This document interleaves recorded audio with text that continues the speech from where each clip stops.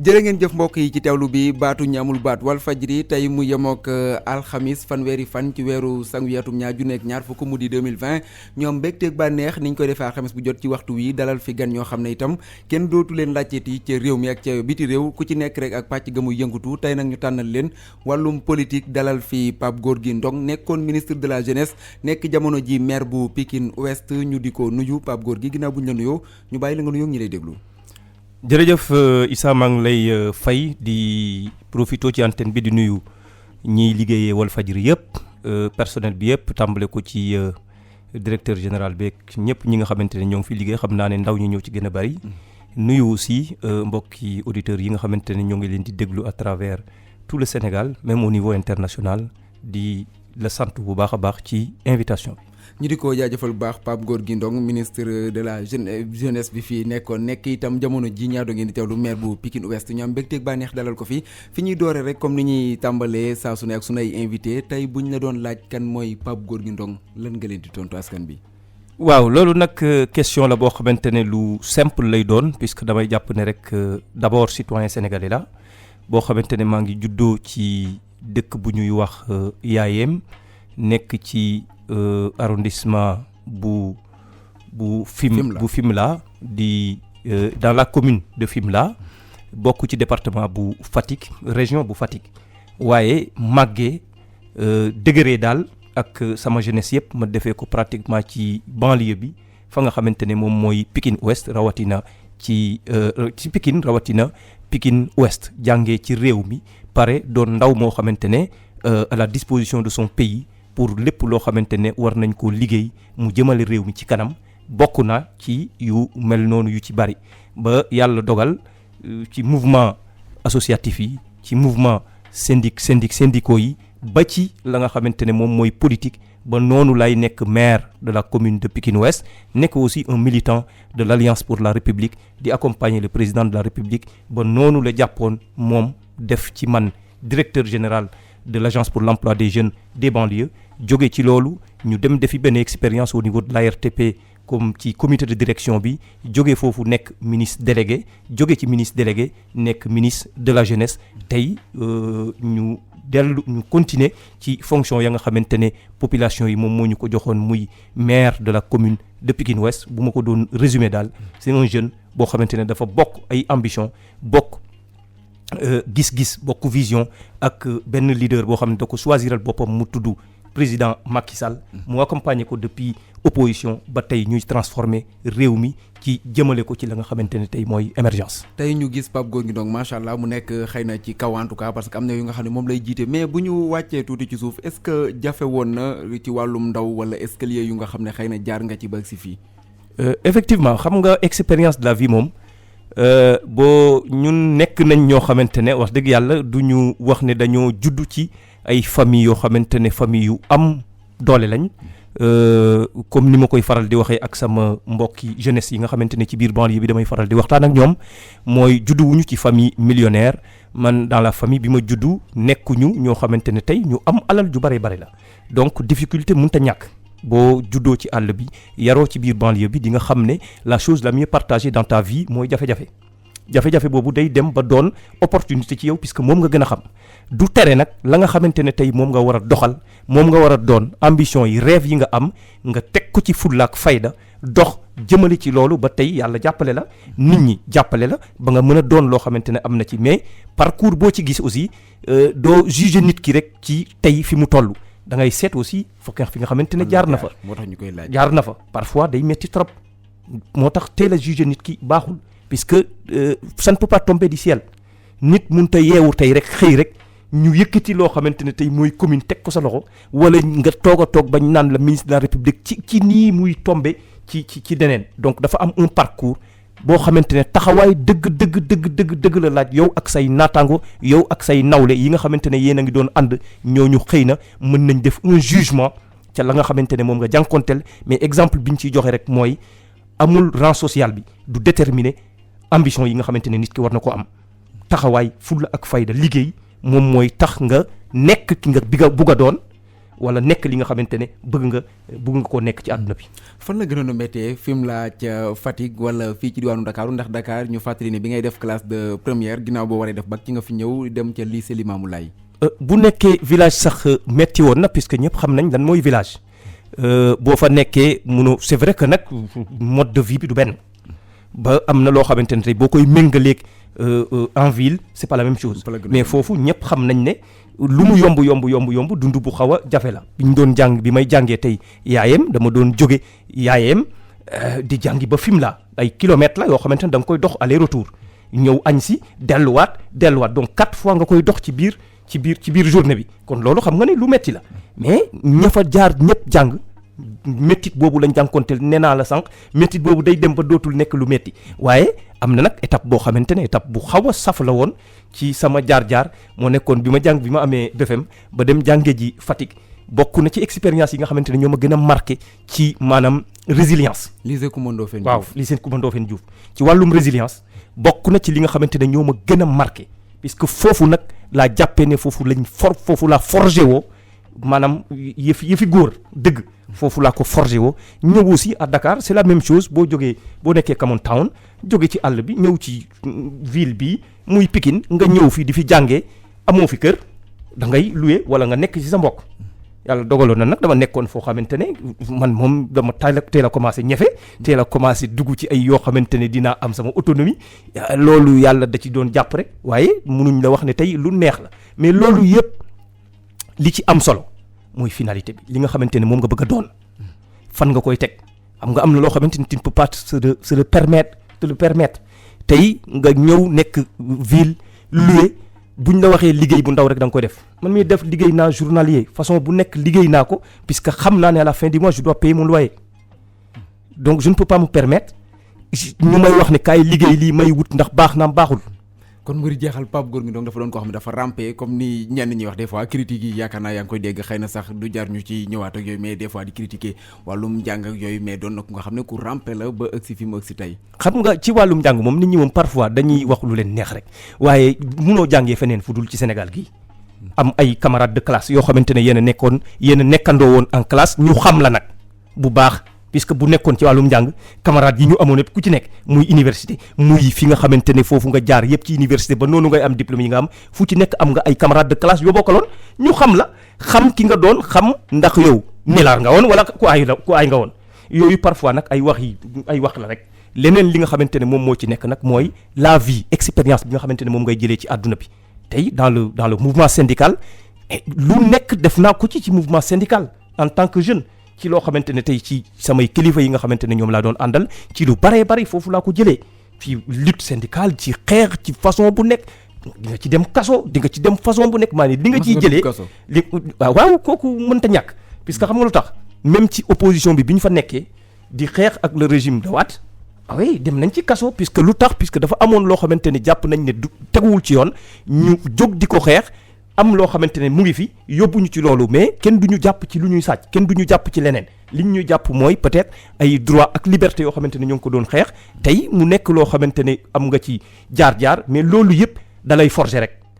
la ba tey responsabilité bu ñu la mën a jox di nga mën a am hauteur boo xamante ne tey di nga ko mën a gérer ko au seul bénéfice des populations yi nga xamante ne ñoom ñooy destinataires yi lañ la jox. mu nekkoon sunu gan di Pape Gorgui Ndong dégg ngeen ko noonu ak parcours bi nga xam ne moom la def ñu fàttali ne jaar na en tout cas ci mouvement syndical yu bari rawatina syndicat national des travailleurs des industries alimentaires affilié à l'union des travailleurs du Sénégal nekk structure boo xam ne nag jiite na fa sax ay poste yu bari ba mu yóbbu ko sax ci responsable national du mouvement des jeunes de la centrale ak responsable chargé de la législation du travail à l'union internationale syndicale affiliée à la fédération syndicale mondiale nekk itam koo xam ne jiite woon na wala bokkoon na sax ci union des jeunesses travaillistes libérales kon ca UJTL fa la mbir yi dooree ca Pikine Ouest waaye itam nag ginnaaw bu njiitu réew mi doon génn ci la daal di ànd ak moom muy le président Macky Sall jiite woon fi itam mouvement de soutien au président de l'Assemblée nationale du Sénégal président Macky Sall ñu nommé woon ko cercle de réflexion et d'animation et d'unité autour de Macky Sall coordonnateur Pikine Ouest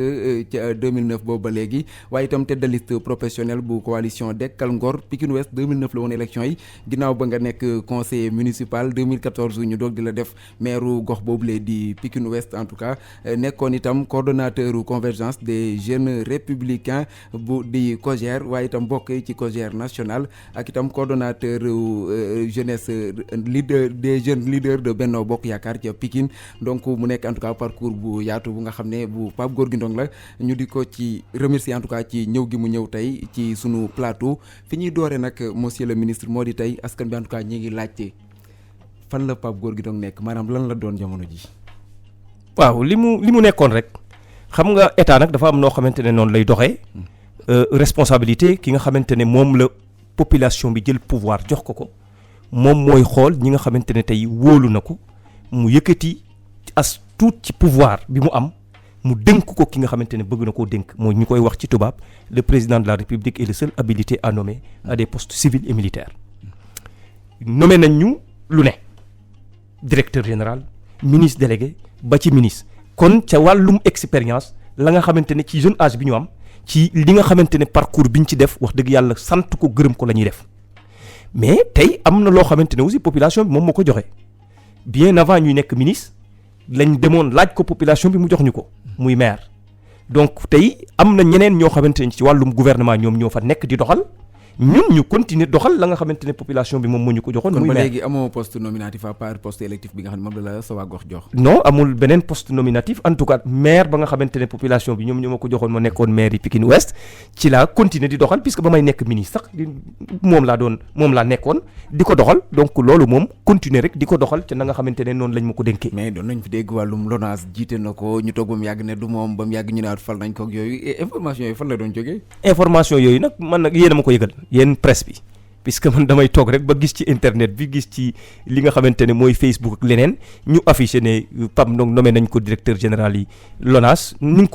ko affiché rek laa ko doon déggee amul lenn loo xamante ne tey mën na jóge ci ñun ci lu mel noonu mënul nekk sax ku xam état ni muy doxee xam ne loolu mënul nekk xëy na fake news la woon rek loo xamante ne nit ñi am na kenn ku ko génnee rek wax ko nit ñi reprendre ko mais en tout cas man jàpp naa ne loolu amul nekkul puisque man Pape Ndong maire la duma directeur général yi LONASE. waaye war naa nekk. non loolu moom président de la république moo koy apprécier. ñu xaarandi kon yónni yàgg ba xam fan lay mujjee mais parti boobu li nga xam ne bokk nga ci yor nga fay toogu yu bare bari wax nga ko niki sàng ba ñuy génn itam yaa nga ca woon ginnaaw boo jógee UJTL tey parti ba ñenn ñi jàpp ne en tout cas jamono ji bu doon gàll mën nañ ne fa muy teere ji narul la neex parce que mi ngi am ay jafe-jafe yi ngi ciy jot a dégg mu di Moustapha Diakhaté ñu dégg la ngay dal ci kawam da nga jàpp ne nekkul ci yoon moom. déet daluma ci kaw Moustapha Diakhaté loolu moom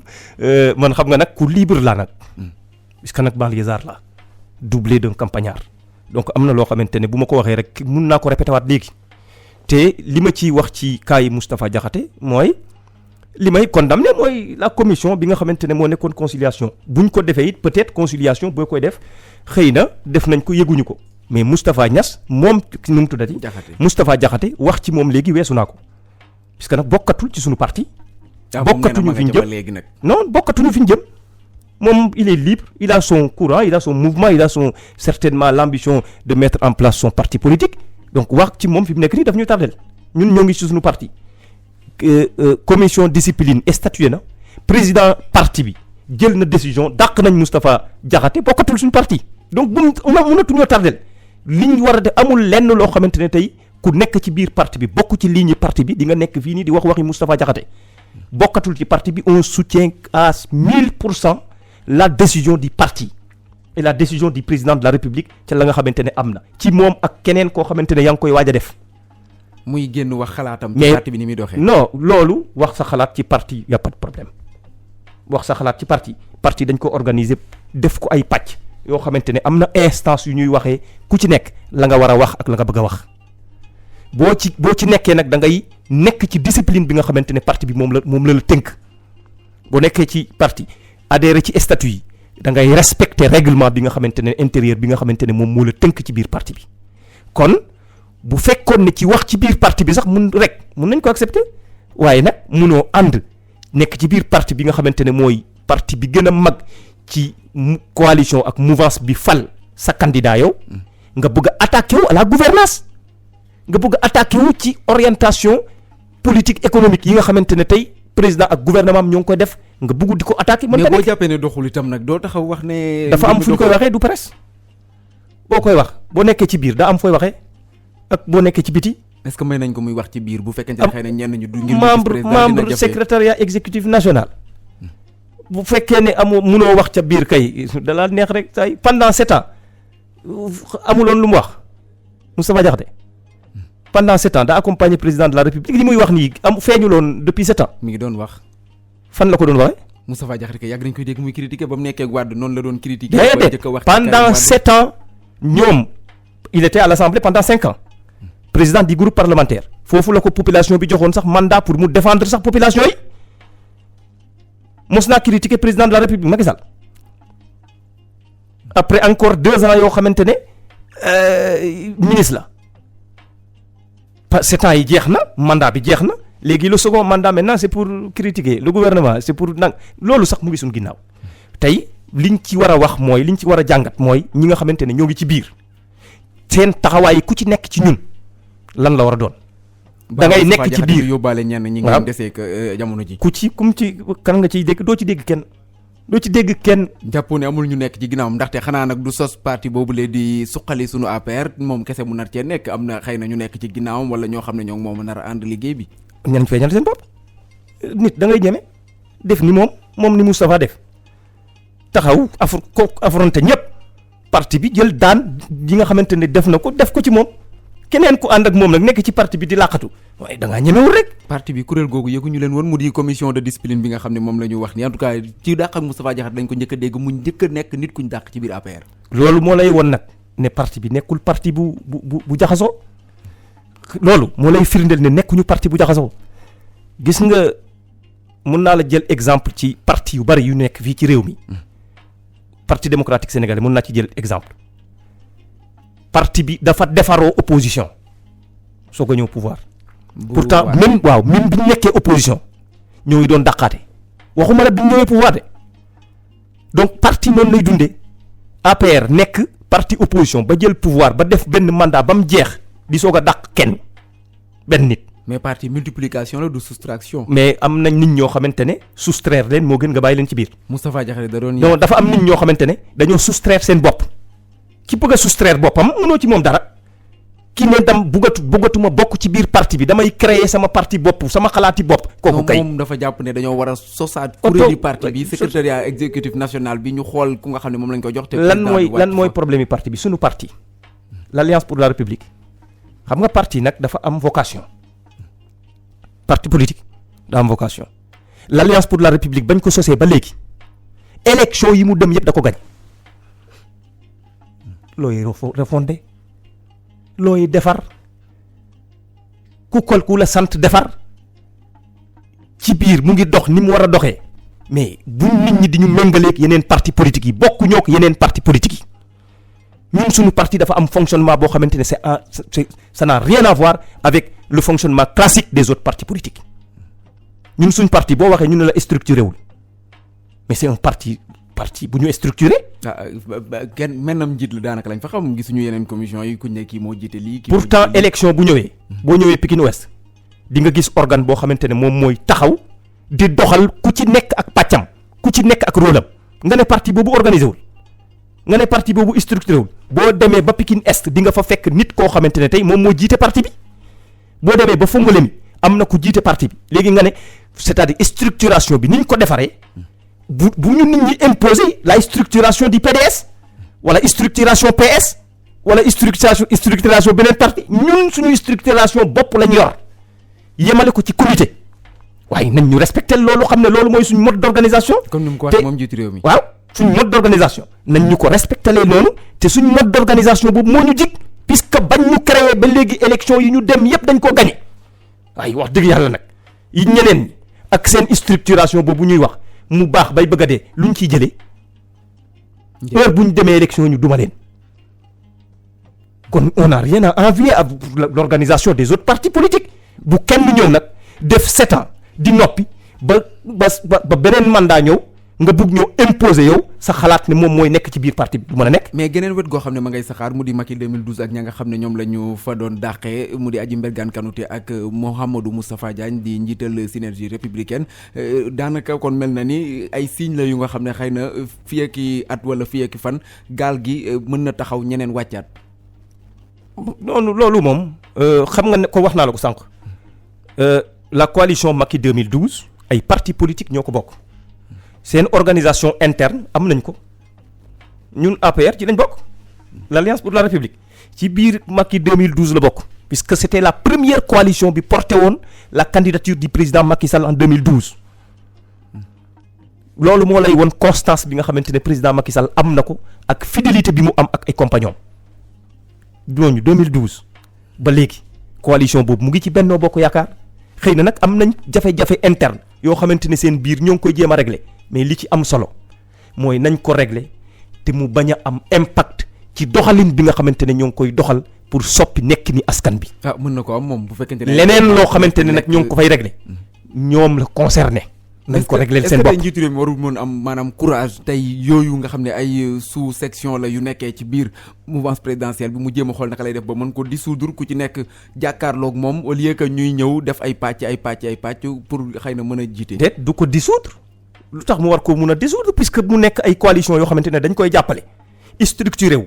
organisé wu nekk ensemble ak moom di ko jàppale depuis 2012 ba léegi ñu ci am ay ndam di ci am ay performance di ci am lu ne kon jarul dissoudre jafe-jafe bu ndaw bu amee dañ koy régler rek comme ni ñu réglé kaay Moustapha Diakhaté bu amee jafe-jafe ci Macky 2012 dañ koy régler rek buñ ko régler ñu avancé doxal li nga xamante ne moom la ñu war a doxal parti politique moom muy coalition muy parti politique munoo fexe ba coow du ci am coow dina ci am ñu régler ko nañ ko war a régler du parti politique rek sax nit ñi sax dañuy nekk ci kër ci mode d'organisation ba fay am dina am coow yoo xamante ne parfois dina fa am. mais politique bi ci la gën a fësee ak coowal lekk maanaam. waaw puisque politique bay lijjanti soxlay askan bi. puisque politique bi. mooy lijjanti soxlay askan bi yëpp yow sa yëfi privé yi politique bi moo koy lijjanti kon ñooñu il faut mu am coow. il faut mu am loo xamante ne moom moo ci nekk. mais duñu gis ñu coow ci gestion réew mi mais lu ci bari suñuy coow xëy na gestion wu seen poste bopp la ñuy coow. non coow bi kay parfois sax gestion réew mi sax dañ ciy coow xanaa déggoo ñi lay wax ne plan Sénégal émergent indiwul coppite ci réew mi. loolu yëfi économie la pouvoir la mais bu dee pouvoir ak pouvoir wala opposition en général moom mbiru intérêt moo ciy gën a fës. non intérêt xam nga nit ki nekkul politique mun na jàpp ne intérêt la mais man bu ma nekkee dans mon parti politique si suñu biir organisation am na loo xamante ne nit bu ma ko defee war naa ko mën a régler nit nag da ngay jàpp ne boo deful politique mun nga gis ci Pape Ndong ne kii nii ay intérêt lay wax alors que c'est pas ses intérêts c'est parce que ci biir ku ci nekk war ngaa mën a faj say soxla ci biir na nga ko war a mën a faje na nga ko war a lijjantee ku ci nekk ak li ngay def ki nga xamante ne deful politique parfois il est prompt à juger les hommes politiques te moom la muy def parfois mu am ci ay jafe-jafe di ko régler comme politique bi aussi ci biir la muy def mën na am ay jafe-jafe di ko régler. kon tey Pape Gorgui Ndong mën nañoo jàpp en tout cas que ni lii nga xam ne moom la commission bi def lu yoon la te di nga ko encourager ngir xëy na keneen ku ko defaat itam ñu jaaralewaat foofu maanaam génn yat wi. bien évidemment loolu amul sax loo xamante ne demi mesure la mooy parti boo ci nekkee da ngay conformer wu ci parti bi ni mu doxee munoo nekk ci biir parti di ŋàññi parti ba. 2024 sori na de di ŋàññi des na ñeenti at fi mu nekk nii ñeenti at yi moo tax nag nga xam ne. kii dóore baa du sonn nga xam ne décision bi amul. du décision politicienne puisque bu nekkoon décision politicienne dañuy nekk di bayal mais day nekk décision boo xamante ne li ko lal yëpp mooy ñun ci liggéey lañ nekk ki bëggul nag liggéey ak ñun na dem ci opposition ba opposé wu c'est simple mais mënoo nekk suñu biir lu ñu def nga ne baaxut ba pare ñun suñu biir nga nekk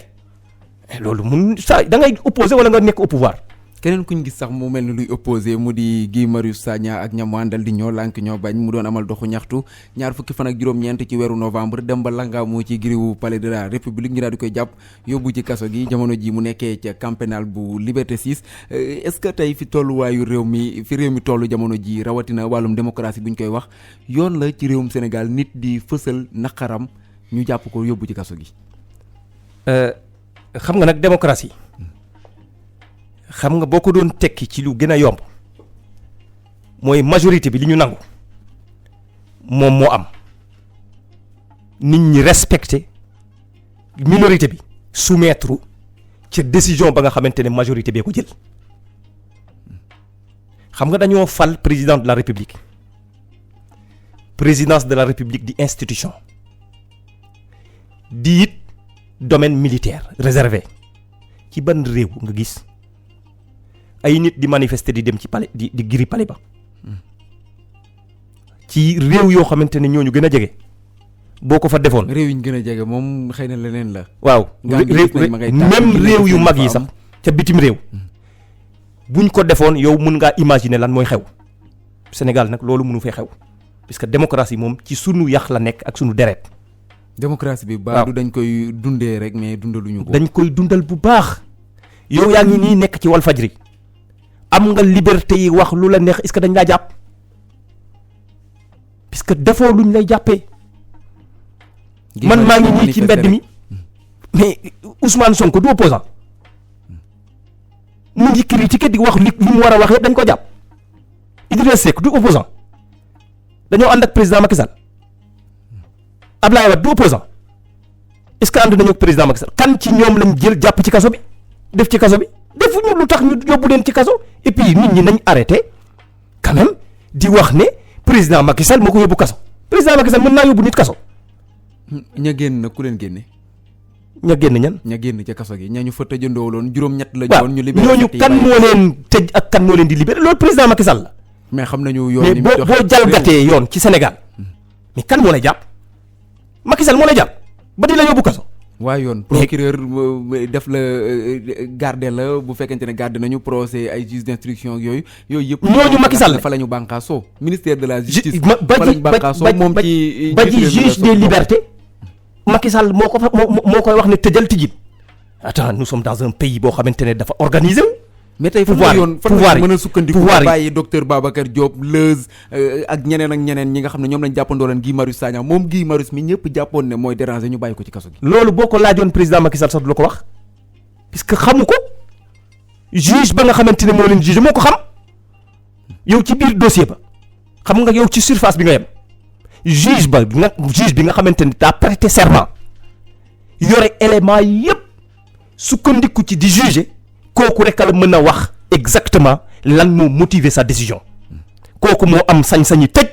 moo am sañ-sañi tijji. est-ce que Guy Marius Sagna dérangé wul nguur gi fi nekk bu ñu ko déggee muy wax France dégage di xeex dossier bu daanaka bu ñu yëkkati rek askan bi war caa seen rongañ war cee mën a tuuru moom dina taxaw jëm ko fomp ci mbedd. Guy Marius Sagna d'ailleurs sax dama koy souhaiter joyeux anniversaire. xam nga nag man dama bokk ak moom génération. xam nga li may wax nii dama koy teg rek ci principe. mais Guy Marius Sagna am na plein droit di xeex li muy xeex mais na ko teg ci yoon maanaam li réew mi ni ñu ko organiser règlement yi ni ñu ko organiser na ko ci teg rek bu ko ci tegee rek du am benn jafe-jafe kenn waaye nag am na loo xamante ne bu ñu ko interdire nga ne sama yoon nekku ci yaa ngay génn ci loi ak règlement. la muy xeex noo ko gisee. li muy xeex yëfam la. man bokkuma ak moom non waaw mais bokkuma ak moom gis-gis. électricité bi muy xeex nii jàpp nga ne kon waru ko woon mën a xeex. non moom jàpp na ne da ko war a xeex man jàpp naa ne man du ma ko xeex man damay applaudir le président Macky Sall effort yi mu def. lan moo ko war a xam nga effort yi mu def mooy lan. bi ñuy ñëw 2012 problème yi Guy Marius Sagna problème am moo nekkoon accès à l'énergie son véritable problème moo nekkoon accès à l'énergie. Sénégal nekk ci xuy kamat bu dul jeex. ñëpp apprécié man ak Guy Marius Sagna ñu nekk ci mbedd mi di ko xeex. ba ñu arrivé au pouvoir président de la République jàpp na ne loolu Guy Marius Sagna doon xeex dëgg la donc dañoo war a améliorer qualité bi nga xamante ne mooy l'offre de service ñu fexe ba ci 7 ans waaye wax dëgg yàlla nag bu nekkul réparation wala panne amatul ay coupure. loolu ñëpp gis nañ ko ñi ko. waaw non c'est-à-dire loolu nag da ngay noter un. justifié wul yokkute. da ngay noter un. deuxièmement li nit ñi di wax parfois dañuy fàtte ne électricité bi fi ñu ko fekkoon ñun yokkuñu ko pendant 7 ans dañ ko wàññi ñaari yoon. ba diggée ne dinañ. non seulement ñun dañoo fekkoon électricité boo xam ne dafa cher waaye cheraay bi sax boo ko amoon sax jël. waaye da nga ko doo ko doon am. boobu bari lu pétrole bi dafa yokk woon de. ba léegi baril pétrole bi moom day am fluctuation lay am rek non seulement amoo électricité waaye lu ndaw li nga ci doon am dafa cher loolu lañ fi fekkoon loolu ñu fa fekkoon yokkuñu ko kenn yokku ko dañ koo wàññi ñaari yoon ci ñaari yoon yi nga xamante ne wàññi nañ ko pendant 7 ans tey ñu arrivé ci waxtu boo xamante ne nag jar na ñu xoolaat mbir yi nan lañ doon est-ce que 7 ans yi liñ doon wàññi nekkuloon loo xamante ne état moo doon supporter yenn yi. si état da doon subventionné. kon laaj na nag ñu xoolaat ñi nga xamante ne tey am nañ ay moyens mënal nañ seen bopp est-ce que dëgg la yoon état continue di leen di fayal di leen di subventionné te war a def accès universel ci électricité ci village yi nga xamante ne amuñu électricité. état defu ko laata élection yi bu fekkente ne xëy na vérité des prix rek la bëgg a wane waaye xëy na mën nañ ne masqué wu la woon wala naxaate ba jot ci nguur gi doog a. bàyyi xam nga jot ci nguur gi population bi dañ ñoo jox nguur 7 ans masqué amu ci xam nga réew boo ñëwee dafa am ay phase première phase bi nga xamante ne moom lañ fekkoon ci réew mi phase d'urgence la woon réparation il fallait ñu réparer la situation du Sénégal. bu ñu ko réparer ba pare nag dañuy doxal donc ci phase de réparation boobu mais population bi nga xamante ne coono gi ñu amoon pour am gaz coono bi ñu amoon pour am ndox coono bi ñu amoon pour am électricité yow nga fekk leen ci situation boobu boo leen masawul mais doo leen yokkal coono. loolu yëpp deuxième mandat wu président Abdoulaye Wade la woon tey yéen a ngi ci seen deuxième mandat. très bien ba ñu jëmaat fañ jëmoon ci premier mandat président de la République Macky Sall. il fallait réparer et soulager les populations. def na ni Wade def mën nañ koo tuddee noonu. qui étaient dans la détresse. pendant 7 ans dañoo njëkkee ci phase d'urgence pare réparer réew mi soog a nag teg yoon réew mi ci raay. mooy ni Wade bu tegoo ci raay nag ba pare. ba ñi nga xamante ne tey ñi industriels yi. ñi nga xamante ne mënal nañ seen bopp ci wàllum pay courant fexe nañ ba ñoom ñu am courant boo xamante ne dañuy yokk seen productivité fexe nañ ba yokk salaire yi ci ñi nga xamante ne tey mënal nañ seen bopp ba mën a fay kon nekkatul yoon état di leen di subventionné kon état bi day wax ne subvention bi doon jëm ci catégorie boobu dama koy teggi yóbbu ko ci accès universel. mais du courant kese gis nañu diwlin ji yokku na ni ki barki démb lu tollook juróom-benn téeméer lañ yokk ci. xam nga àdduna bi nag. tey booy gouverner lan moo tax travailleurs yi di demander ñu augmenter salaire puisque dañuy jëm ba benn waxtu boo xamante ne ci jamono ji dañuy jàpp ne war nañ mën a yokk. puisque yéen leen koy gëmloo itam mooy signé ay accords yoo xam ne ko jëfee kenn gëmloowu leen ko ñoom ci seen bopp ñoo jàpp ne li ñu doxal ak fi ñu yegg ak jamono fi mu toll dafa laaj yokk tey war ngeen mën a imaginer ne mën nañ gouverner réew mi pendant 12 ans. te benn prix du ci yokk loolu ku la ko wax dalay nax. maanaam mais ñi xëy na kay moo neexul muy deuxième mandat. non deuxième mandat. troisième mandat ci yem maanaam deuxième mandat quatrième mandat cinquième mandat ci yem munoo gouverner réew ba pare ne da ngay bloquer prix yi tout le long bi nga xamante ne da ngay nekk ci gouvernance bi mënta nekk. la réalité des prix bu amee wax naa la ne ay phase la woon ci réew mi booy liggéey nag phase ko. phase bu ci nekk da ngay adapté wu ca la phase ba demandé. phase yi réparation bi. population bi dañu leen waroon a soulager pendant 7 ans le président de la République dafa téye prix yi. feral na leen daal jamono ji kon feral nañu téye prix yi population Sénégal. maanaam. subvention yi mu gàddul ko population yi. gàddul leen li nga xamante ne moom la ñu waroon a yokk ci prix yi. pendant 7 ans mu def ko te pourtant loolu mu gàddu pendant 7 ans. terewul ay investissement majeur ci redresser suñu économie structurer waat suñu économie taxawalaat la nga xamante ne mooy lu jëm ci ressources humaines bi ci wàllum formation ci secteurs yi ak sous-secteurs yi terewul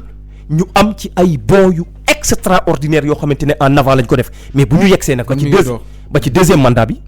bu amee loo xamante ne dafa war a nekk dafay nekk puisque am na nag tranche bi nga xamante ne yokku courant laalu ko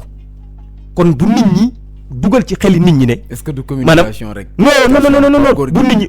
yokku nga xam ne en tout cas seen courant moom. non courant daa am nu ñu koy calculer nañ ko avant sax daanaka. déedéet courant daa am nu ñu koy yokkee. daa am nu ñu koy calculer par tranche la ku ci nekk aussi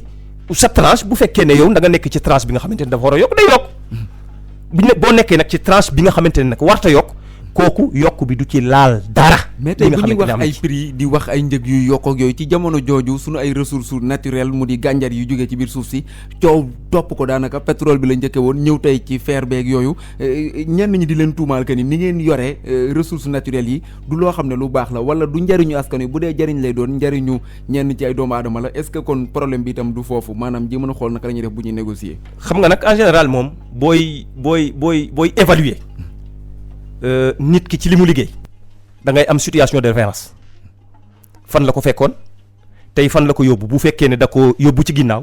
wala da koo jëmale ci kanam bu ñuy waxi négociation ci wàllum ressources naturelles yooyu dafa am ay mesures yoo xamante ne ñoom lañ ci def nit ki nga xamante ne dafa ne dama bëgg lépp lu may waxtaanee askan bi xam ko ba tax na ma jël ca la nga xamante ne mooy initiative ITIE ma dem adhéré ca Sénégal daa soog a est-ce que ci président Macky Sall lañ tàmbalee exploiter les ressources naturelles. non lan moo tax ñi fi jaar ñëpp kenn mësul adhéré ITIE. lan moo tax rapport yi nga xam ne itam moom lañ publié moom la ñu fësal kenn mënu koo gis. rapport yaa ngi disponible partout. rapport yi ITIE. contrat yi nga xam ne moom la ñuy wax nii contrat yi tey yu ci bëree bëri. non dafa am xam nga contrat nag. dafa am clause de confidentialité. mais référendum ba dañu ne askan bi ñoo moom ressources naturelles réew mi ñoo ko moom c'est que nag contrat boo gis nag ci àdduna dafa am nag ay clause yoo xamante ne clause yi confidentielle la li am solo ba am solo mooy li nga xamante ne moo yitteel askan bi ñaata lañ ci am nan lañ ko amee ak nan lay war di produire loolu yëpp dina nekk ci li nga xamante ne tey dañ koy affiché nee naa la Sénégal commencé wul exploiter ay ressources am ci président Macky Sall pourtant président Macky Sall moo adhéré ITIE pour won nit ñi ne li ma bëggat li may def dama cee bëgg transparence président Macky Sall suñu ressource naturelle tàmbalee wuñ ci président Macky Sall moo voté constitution boo xamante ne daa jël suñu ressource naturelle delloo ko askan bi président Macky Sall moo ko def. askan boobu ñu doon yuuxu di laaj wàllum pétrole bi coow li nga xam ne moo ci nekk. coow laaj bi yëpp ay wax la nii rek waaye ñëpp xam nañ effort yi muy def. maa ngi lay limal effort yi moo jël. suñu ressource naturelle delloo ko askan bi ci li nga xamante ne loi référendaire la. waaw loolu moom moo ko def président Macky Sall moom moo jël le code minier bi nga xamante ne adapté wutuloon ci li nga xamante ne tey mooy attractivité bi ñu bëggoon depuis 1992 mu defaraat ko méngale ko ak intérêt yi nga xamante ne Sénégal moom moo ko war a def. loolu président Macky Sall théorie bi waaw président Macky Sall moom moo initié un contenu local. mais théorie la rek loolu du théorie. acteur yi bu ñu demee bay coow ay mbir Ousmane Sonko gis nañ ko coalition Wandel doon ko fi wax wàllum pétrole bi fer bi tey déggoon nañ ko ci mu di ko wax finalement moom lañ fa jëmbal déedéet xam nga loolu xam nga opposant mun na wax c'est normal mu alerter mais booy alerter fekk na président Macky Sall anticiper na bu yàgg ca la ngay alerter ba régler ko comme fer de Falémé bi contrat convention bañ doon wax IMOU ba nga xamante ne moom lañ signé woon ñoom ñu ko doon xas dem nañ ba liggéeyaat beneen convention boo xamante ne bañ koy signé ña doon dénoncé IMOU ba lañ doon dénoncé fekk defar nañ convention boo xamante ne lañ doon wax jël nañ ko nañ ko 2 fois sax en compte donc cela veut dire que ki fi nekk am na lu mu bàyyee xel contenu local président Macky Sall moo ko initié acteurs yëpp toog nga ñëw ñu waxtaan ci la nga xamante ne ressources yi nan lañ koy partagé président Macky Sall moom moo mettre en place Petrogaz société civile nekk ca opposition nekk ca nguur nekk ca experts yi nekk ci kon nag wax dëgg yàlla am na arsenal boo xamante ne ci wàllum exploitation de nos ressources naturelles le président de la République def na ko pour mën a leeral waaye ci leeral yooyu ressources yi mën a bénéficier wu ca la nga xamante ne mooy sunu économie. mais tey loolu ay effort la yoo xamante ne war nañ ko mën a def yooyu ngay wax di nee nga sax saa nga kuréel googu le waa société civile ak ñoo ñëpp ña nga ca woon est-ce que du tey xëy na loolu la yenn parti politique yi di bañ a bokk ci bilan bi wala ne ñoo nga fa woon tax demuñu ca dialogue national bi nga xam ne ñu ngi koy amal. dialogue national nag xam nga président de la République Macky Sall dafa baax rek waaye bu ko neexoon du woote benn dialogue national. kon amul njëriñ. non c'est-à-dire non am na njëriñ ci ñoom opposants yi puisque nag léeg-léeg nga leeral. leeral du c'est pas parce que da ngay leeral rek que da ngaa juumoon déedéet xam nga opposition bi fii la nekk rek di waxi fichier électoral ak débat économique yoo xamante ne parfois ci mbedd mi lañ koy waxee président ne leen nag kaay ma créer leen cadre boo xamante ne ku ci nekk di nga mën a indi say experts ñu waxtaan ci pour régler ko président amul dara lu ko téye woon dialogue bi tey ci ab 58% lañ ko fal. Il y a aucunement une situation exceptionnelle d'urgence dans notre pays. kon kay jarul woon ñuy dialogue tey dialogue bi da koo def xaalis pour woon opposition bi ne amul lu may nëbb. du nelawal leen maanaam tey daanaka ñañ doon dégg ñu yuuxu ñëpp may na Ousmane Sonko lañ ciy dégg jamono ji xëy na muy wax du nelawal bari c'est que xam nga li tax ba toog dañoo dem ba foofu toog gis réalité bi xam ne li nga doon wax parfois wax dëgg yàlla ñàkk xam la woon. loolu mooy dëgg. donc bu ñu continuer dialogue social bi c'est bien bu ñu continuer ba pare dinañ am ay accords yoo xamante ne président de la république nee na leen lépp lu ngeen fi d'accord engagé wu naa man ci proposer ko ñu yóbbu ko assemblée nationale def ko loi. loolu kay mooy gage de bonne foi. mais gisoon nañ fi dialogue yoo xam ne amoon na fi fa mu mujjee gis nañu fi itam li nga xam ne sax moo di assises nationales yi fa mu mujjee tey ñuy waxaat beneen dialogue mën nañ ne daanaka rek xëy na nelawal wala am daal lu nga xam ne ci la. réew nag ci dialogue nag la ñuy amee la nga xamante ne tey mooy ay accord mais ni nga waxee sànq moom mooy dialogue bi fi mu nekk nii moom pour man amul benn njëriñ. si dialogue bi xam nga lan moo amuloon dama wax ne le président n'était pas tenu d'appeler un dialogue mais bu ko defee c'est parce que c'est son esprit d'ouverture esprit d'ouverture am tax na ba franchement mu am loo xamante ne bëgg na ko partager ak nit ñi puisque wax ji bari na ci mbedd mi il faut nga won leen ne nag liñ majeure partie bi ñuy wax yépp maanaam ay rumeur la kaay leen ngeen xool tiimal seen bopp wut ay nit ñu indépendant ñoo xamante ne tey ñoom ñoo koy jiite ñëw toog waxtaan ci question bépp bu ngeen bëgg a waxtaan président de la république bu defee TDR ne question bu nit xalaat ne war nañ ko mën a waxtaan ci dialogue national bi kaay nga dugal ko ci waaye boo ñëwul waxtaan wax dëgg yàlla da ngaa amul loo wax ci réew mi. ñu ngi leen dégg ñuy wax boobu ba léegi mais ñu dugg ci leneen ndaxte maire Pikine Ouest la ñu dalal tey toog feek moom faw ñu waxtaanee gox boobu lee nga xam ne fa nga jiite bu nekki 2014 boobu ba léegi tey ci sa mandat bi yëpp bu la askan bi doon laaj ndaxte élection yi daanaka xam naa ne buñ ko jàppoon bu doon date biñ ko war a def ci lañ ko def soo moytuwul léegi ñu dugg ci est-ce que tey kon mën nañu ne Pape Gorgui Ndong def na bilan bu tax sax ñu mënoon koo falaat Pikine Ouest. D'abord xam nga bilan nag moom. boo koy def ci ay secteurs yu bari nga koy def dëgg la def nañ 5 ans bu fekkoon ne amuloon tey report yi élection yi ne ngeen nii def nañ élection ba population bi va évaluer kan la ñuy tegaat ak nan lañ jëmaat bu ñu defee tey bilan ci li nga xamante ne moom lañ hérité ci commune ba dëgg yàlla mën naa jàpp ne góorgóorlu nañ liñ bëggoon a def yépp nag ci biir commune ba xam nañ ne defuñu yépp waaye góorgóorlu nañ suñu kemtalaay kattan ba def li nga xamante ne méngoo naag alal bi nga xamante ne moom la ñu dénk d'abord damay def un rappel historique que acte 3 de la décentralisation acte bu baax la ci ay acquis mais am na ci commune yoo xamante ne wax dëgg yàlla xaw nañ lot ci acte 3 de la décentralisation. acte bi moom yaakaar naa yëpp ngeen ko loolu ndax à chaque fois dañ lay dégg bu problème mu salaire amee yooyu nga wax ne acte 3. très bien loolu dëgg la nekk lu ñuy inventé dëgg la.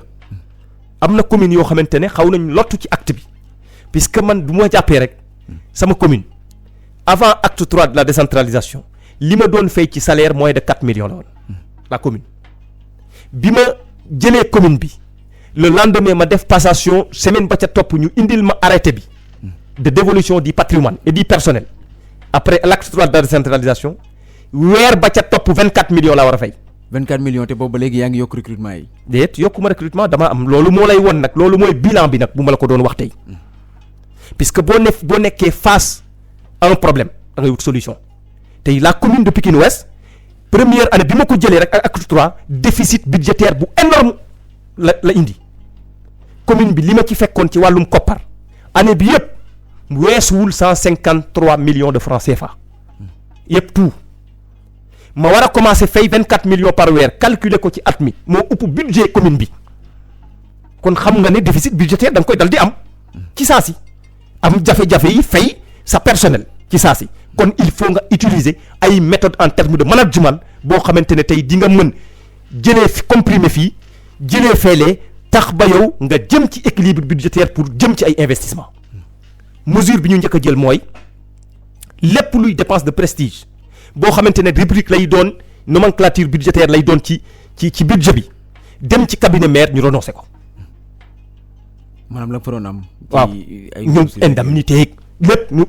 ñu renoncé à tout ça. ba nii doo ko jël. ba nii amul benn dépense de prestige boo xamante ne au niveau du cabinet du maire di nga ko fa gis beneen bi moo nekkoon combiner ko nag à une politique de restructuration au niveau interne mooy ñëpp ñi nga xamante ne war nañ dem retraite dañ leen di bàyyi ci ñu dem ci retraite mais du ñu remplacer dañuy fexe ba utiliser à bon escient le personnel ci li ñu mën a am ñaari facteurs yooyu boo ko combiner da ngay dem ba réduire dépenses yi boo réduire dépenses de fonctionnement yi accroître nag troisième élément bi nga xamante ne moom mooy ñëw pour permettre la nga dem ci équilibre budgétaire mooy sa recette budgétaire. mais tey bu ñenn ñi wax wàllum. sa recette suuf wàllum suuf ndax cité Wat Gaynde suuf sa fa nekk boobu préfet tere na ngir ñu mën koo jël mais tey am na ñu nga xam ne nee nañu en tout cas boobu ba léegi ña nga cay def yenn ci ay construction maanaam place fa nekk. ñu di ko xam nga suuf nag moom. foo ko gis ci commune rek day bari coow bu métti métti lay bari. cité Wat Gaynde ñun dañ ko fekk ñu lotir ko mu am exode boo xamante ne moo fa des depuis ba ñu engagé woo ñun ne ñun ñëw nañ ci mairie bi première chose bi ñu def mooy jël koo xamante ne tey ci parti démocratique sénégalais la bokk ñu dénk ko la commission domaniale kon xam nga mënuñu faa def loo xamante ne wax dëgg yàlla leneen la. ah kooku bu fekkee mi ngi ci rukkay nag moom it. déet xam nga nit ñi par conviction nag la ñuy duggee ci politique. nit ñi ci par conviction la ñuy duggee ci politique de léegi bu ci paree engagement bi ñu jël mooy la nga xamante ne moo ci des lan lañ war a mën a def pour mu jëriñ la commune. kon ñu délibéré ñu délibéré non dañ ko délibéré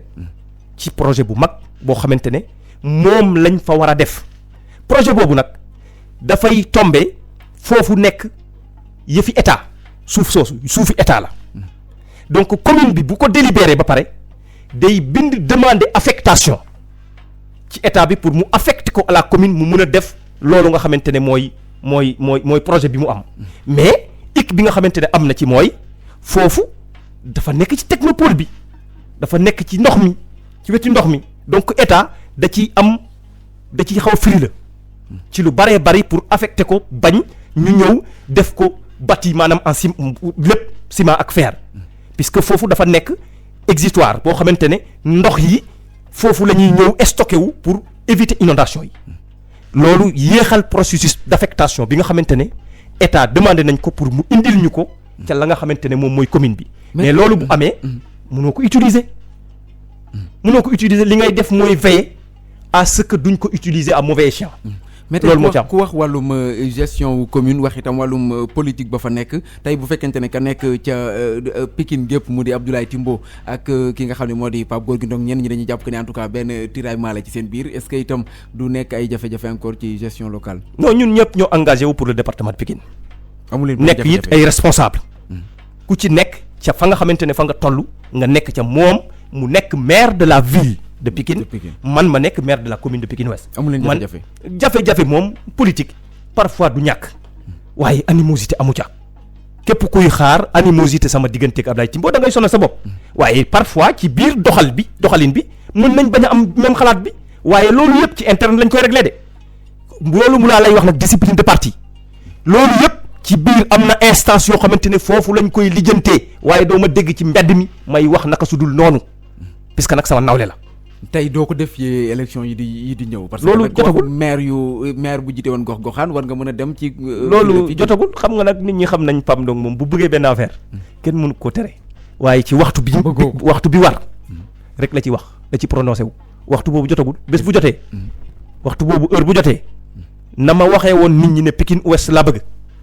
waxtu boobu bu jotee mu fekk ma bëgg ko noonu laa koy waxee rek. jàppoo ne mën nañ laa juger itam ci sa bilan ba nga def ci direction wala sax ci njiital ministère de la jeunesse parce que xëy na bilan boobu moom am na ci nga xam ne donte indi ñu yenn sikki sàkka yi ci fi nga xam ne moo di mairie ba nga jiite mais ñu ngi koy indi quand même ci ministère ba nga jiite woo. déet ministère ba mu amul benn sikki sàkka bu fa nit mën a def ci wàllum jiite ci wàllum ministère de la jeunesse amul benn sikki sàkka. vacances citoyennes yi ñu dakkaloon. amul dakkaluñu vacances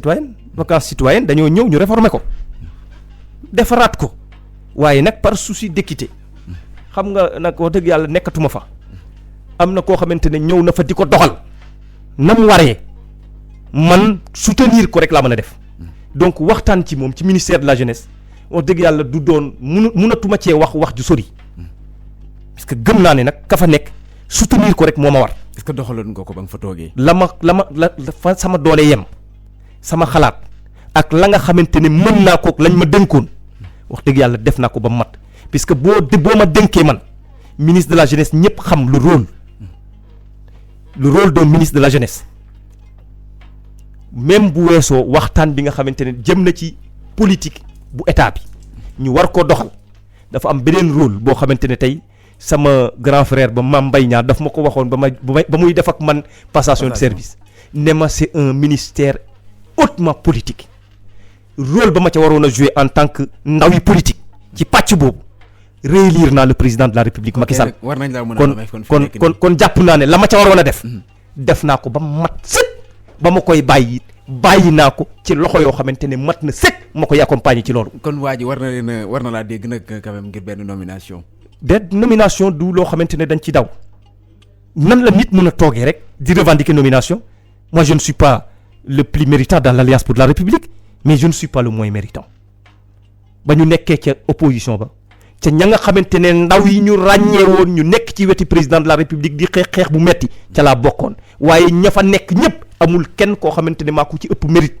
mënuma am benn prérogative pour prévaloir ne président de la République daf maa war a fal nangam wala daf maa war a fal nangam je suis à la disposition du président de la République ci ambition bi mu am ci transformer sunu réew mi def ko un pays émergent ci fépp foo xamante ne xalaat na ñu accompagner ko ci nous sommes prêts à l'accompagner loolu mooy sunu devise ak le président Macky Sall. jërëjëf Pape Gorgui Ndong. maa lay bàyyi la nga tàggatoo ak ñi la doon déglu. maa lay sant di la gërëm bu baax a baax ci taxawaay bi nga xamante ne am ngeen ko aussi émission bi. xam naa ne ñi koy déglu bari nañ may nuyuwaat ñi nga xamante ne rek ñoom ñooy la jeunesse du Sénégal rawatina nag population bu Pikine Ouest yëpp ak bu département Pikine yëpp maa ngi leen di sant di leen di gërëm leen di jox rendez-vous xëy na fii ak ay fan. jërëjëf. ñu di leen jaajëfal bu baax a baax yéen itam ci topp geeg teewlu bi la voix des sans voix Walfadjri alxames bu jot nii lañ koy defee dalal fi ñu nga xam ne itam ngir waxtaane rek lépp wàllum askan bi doxin bi ak itam la nga xam ne xëy na ñoo leen ko dénkoon war koo mën a saytu ñu di ko jaajëfal ci disponibilité am ak ñi mu àndaloon ñëpp di jaajëfal Alaaji Youssoufa Diatta mi nekkoon ci sottandikukaay gi di jaajëfal waa rédaction ci réalisation bi Oustaz Assane Diouf ci coordination bi di leen dig daje alxames bi di ñëw ndem sopp na suñu borom jërë ngeen jëf.